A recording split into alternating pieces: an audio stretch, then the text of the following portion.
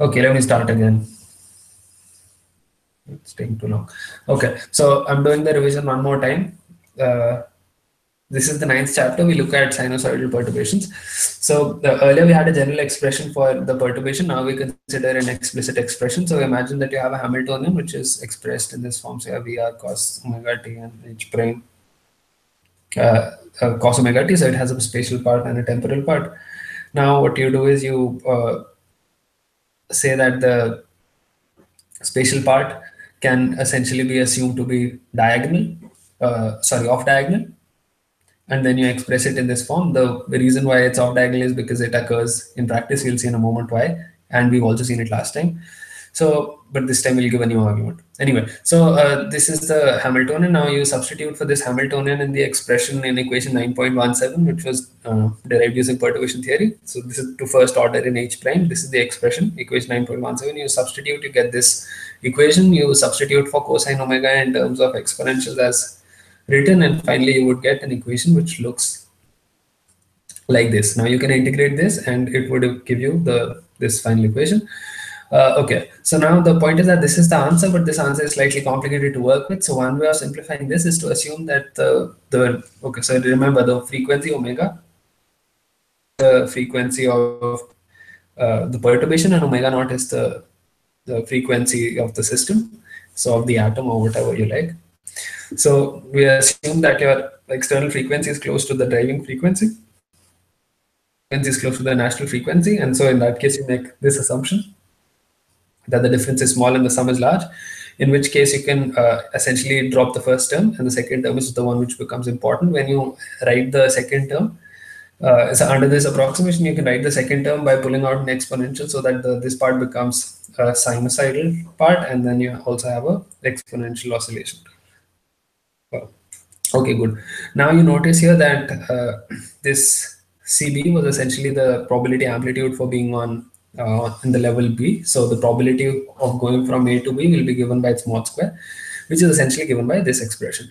Now you can plot this expression in two different ways. So one, what you can do is you can plot it for a given omega and omega naught as a function of t. So this is what it looks like. So you have it as a function of t, and you know what the maximum will be by just looking at the formula. So that will be mod VAB upon h bar omega minus omega naught, mod VAB mod square upon h bar square omega naught minus omega.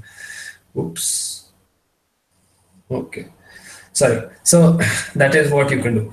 An interesting thing with this is that, well, it oscillates, and you probably won't expect. So if you shine something, if you shine light on an atom, then the probability of it being up will not increase with how long you shine the light. And if you turn off the light at specific time intervals, you will have a higher chance of catching the atom in an excited state. And one interesting thing over here, of course, is that this VAB upon h bar square omega naught minus omega whole square, this has to be much less than 1 for our perturbation theory assumption to be valid. All right. So a few more things. We now look at the plot for we'll plot this expression t as a function of omega now. So when you plot that, you would get an expression which looks like this. And essentially, this would actually, the entire graph would oscillate as a function of time. But let's not worry about that at the moment. So this is what the graph looks like as a function of the detuning being omega naught minus omega. And then you can say two things. One is that this VAB, the height of this would be given by mod VAB t upon 2h bar square, and the width is 4 pi by t. So this is the height. Oops. Okay. So this is the height, and this is the width, and this width is given by 4 pi by t. What? What did I say? The width is, no, it is correct, 4 pi by t. 4 pi by t, and the height is going to be given by VAB t by 2h bar. So VAB t by 2h bar mod square. Okay. So what is the nice thing about this is that you would see that the height depends essentially on the time. Okay, and it essentially depends as a square in time. So that means that this expression you might think would get unbounded, but that actually will not happen. And the reason for that is that when you try to derive the expression, you essentially have to put omega naught tending to omega, well, the other way, omega tending to omega naught, in which case it becomes a 0 by 0 sort of expression. And for that, then you have to take the limit. And for that, you multiply it by, as you can see over here, t by 2. And the point is that in this, when you are taking the limit, you are assuming omega naught minus omega tends to 0 and t is finite. But if you take the case when t also tends to infinity, then omega naught minus omega may be finite, and then you would get some other expression and not the expression that you obtained in the first place, where you got a linear in t, and that part is essentially coming from this. So this is for CB, of course, for P will be P square. Okay, so much for that. I hope that made sense. Now let's move further. Now we look at what is called emission and absorption of radiation. Okay, so in the presence of light passing, you can neglect the part of the magnetic part of the wave, because the coupling is much weaker relatively, and you can we're going to assume that the wavelength is much longer compared to the size of the atom, and therefore the spatial variation also can be neglected.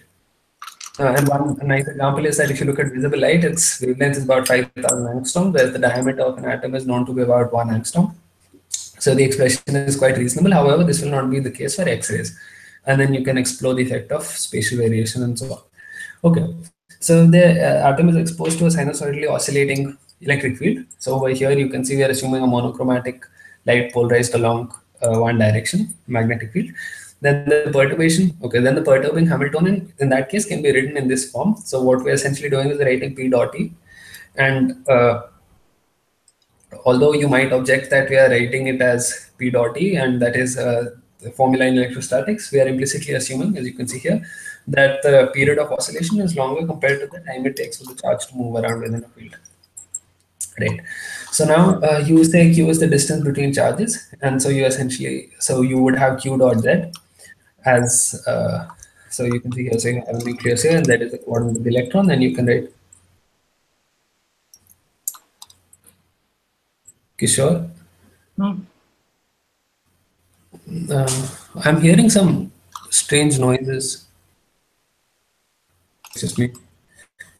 Okay, so you have this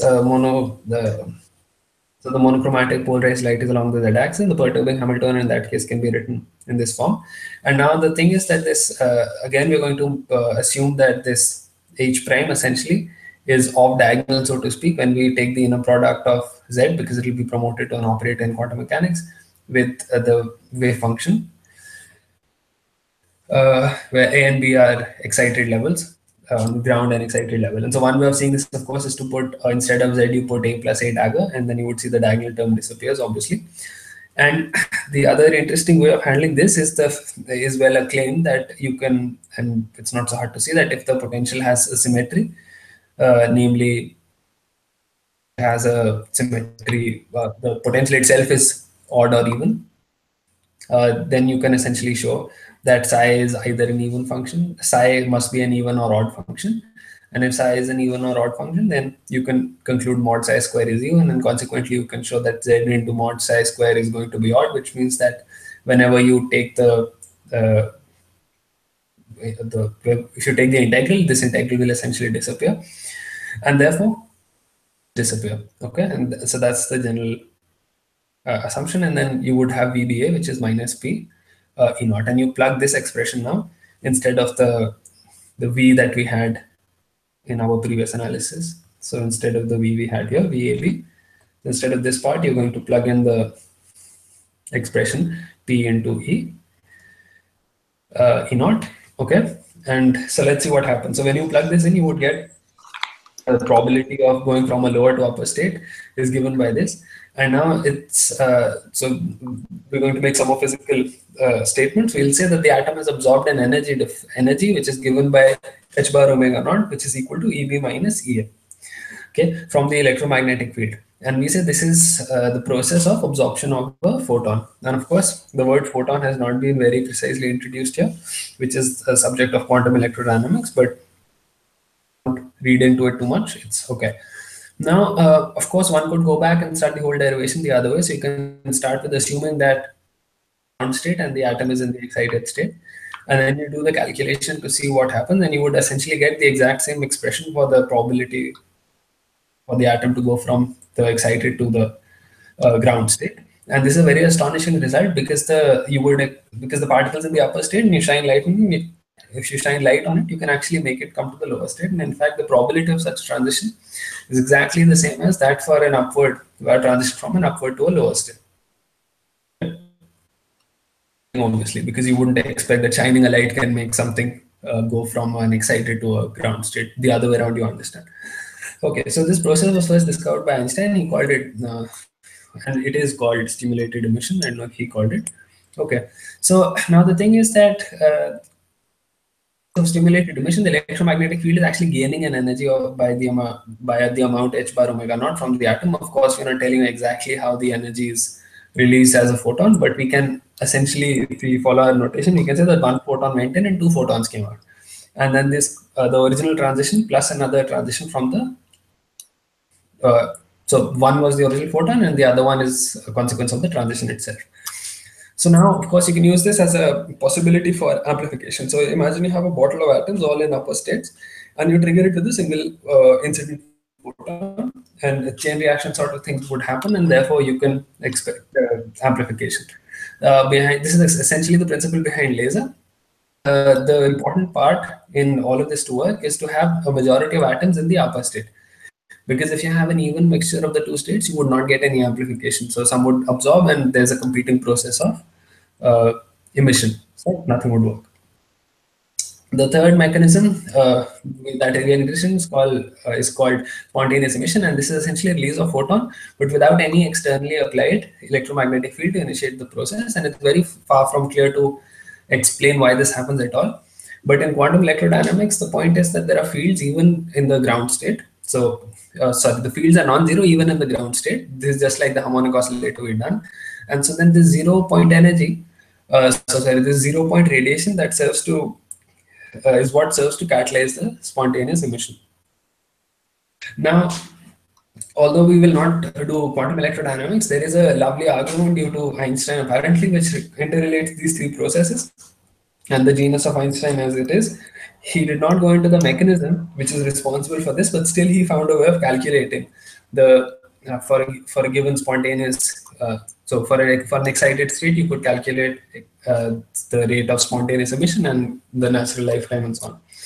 And next time we'll have to look at the response of an atom to non-monochromatic light. Some of the important features of that, of course, I can quickly highlight. One of which is that the oscillation essentially disappears, which we saw earlier. It gets washed out. And it's so the probability, the transition rate is now constant. Okay, and we'll look at more things next time.